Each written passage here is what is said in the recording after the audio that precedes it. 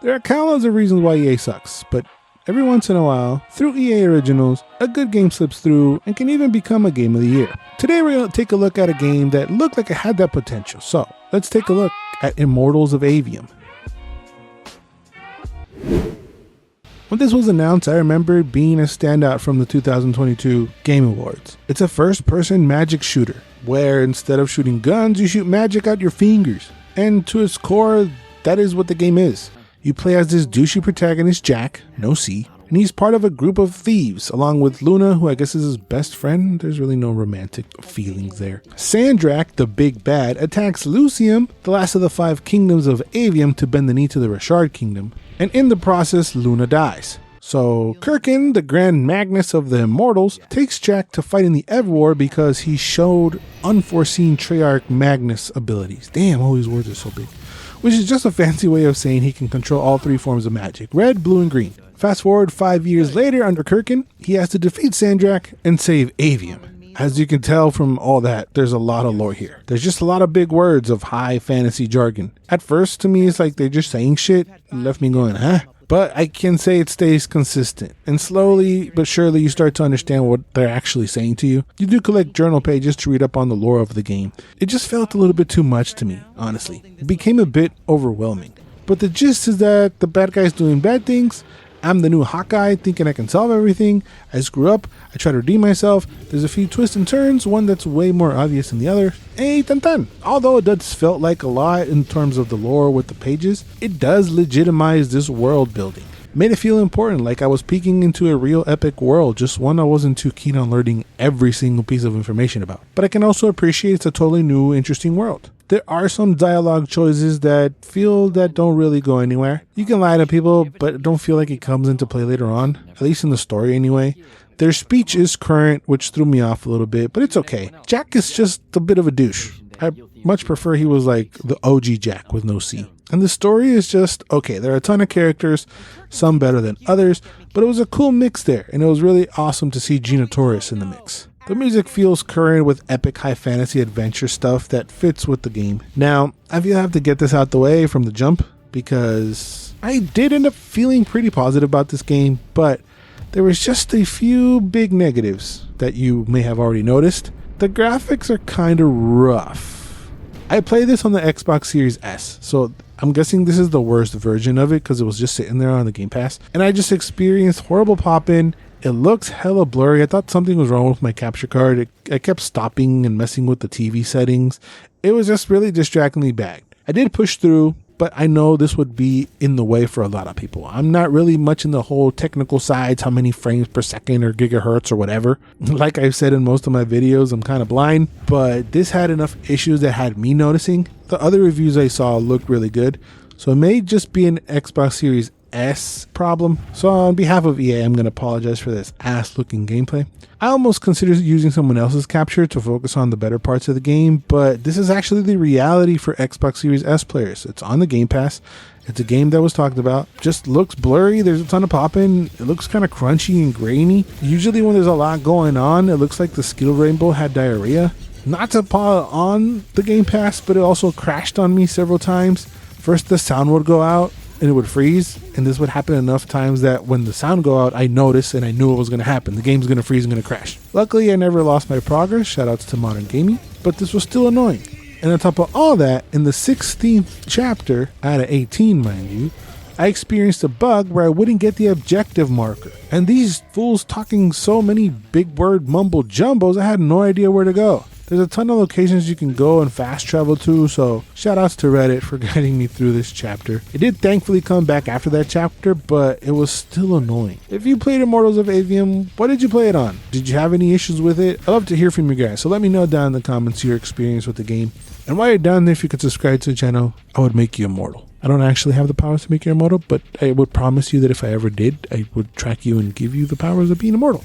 Now that I got the big issue out the way, I can talk about the positive, the good stuff. Even though it looked foul for me at times, the design of things did look fresh and new, which is a huge positive in today's day, where everything usually feels very cookie cutter. This, from what I could see, took risks visually, I think. There is a ton to the combat, so much that I kept forgetting about stuff I could actually do. They introduce things slowly enough to you so you don't get overwhelmed, but it's just simply too much, I think. So you control the 3 types of magic I mentioned, red, blue, and green. And you need the sigils to fire it, so these would be like your guns. Each color has 3 different types of sigils that offer different firing rates, so think of blue like your handgun, red is like your shotty, and green would be your machine gun. But you can tailor this to your type of play. Do you want the blue to have 3 fires at a higher damage?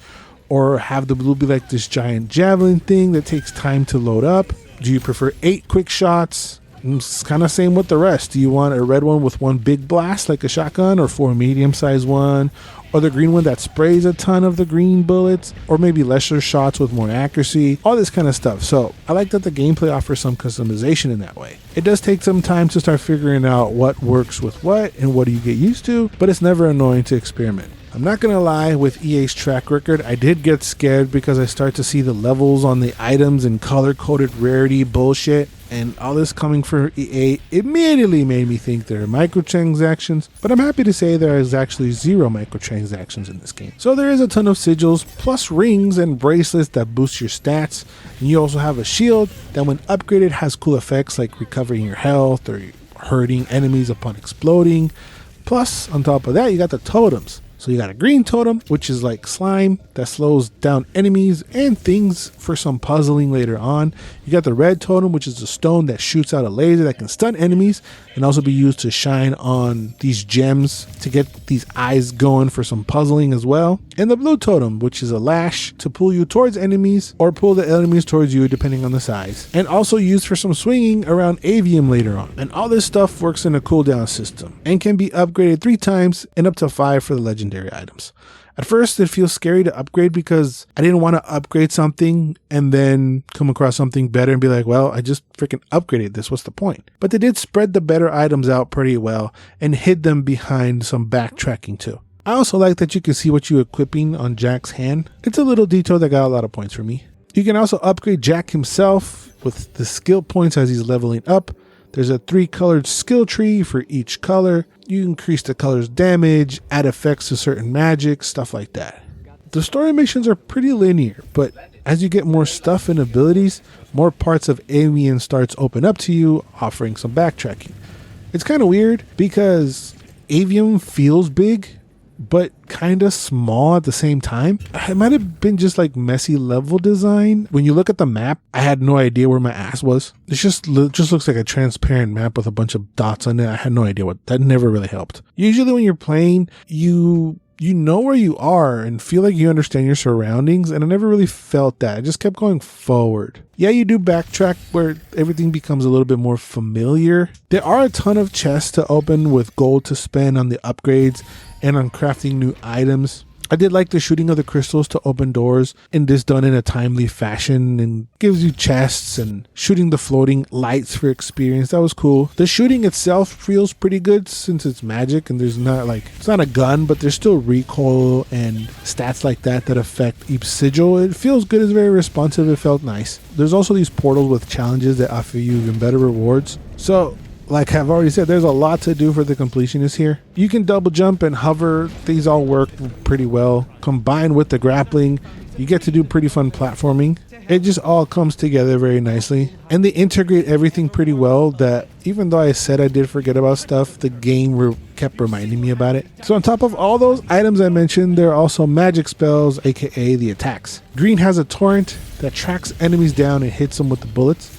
Blue has this wall that pops up when it gets close to an enemy. This also has this vortex that pulls guys into. For the red, it has this blast wave that wipes everything around you and also has a powerful red punch. These also work on a cooldown system and take 1 magic bar to do. So running around to collect stuff to fill up the bar is very vital. Same with the healing. They do only give you 3 vials to heal and you end up finding way more. So it takes longer to eventually upgrade to have enough. So as much as there are already stuff to the combat, maybe being able to purchase more of these kind of spells was missing a little bit for me, because after a while they do become a little stale. And finally, for the powers, you have a powerful beam that serves as his special that he can only do once he feels whatever this shield thingy is. So yeah, there's a lot to the combat. The enemies are color coded and pull up with their shields of the different colors, so you must switch between the sigils for the maximum damage.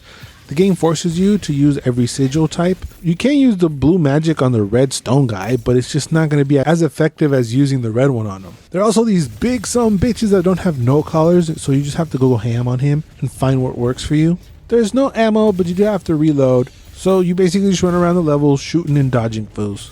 The game does take its time to eventually get challenging. I don't think I died until more than halfway through the game for the first time, and it was usually due to platforming. I usually play games on normal because I don't want to get mad. I want to enjoy the story and the gameplay. And this just felt a tad easier than normal. Combat just feels fast, but it doesn't feel like it was designed to be fast, like a Doom game, you know? Doom is designed to be fast. When you're going, it feels like you're in a flow state and everything just meant to be where it is. This feels fast, but it doesn't feel as purposeful as like a Doom.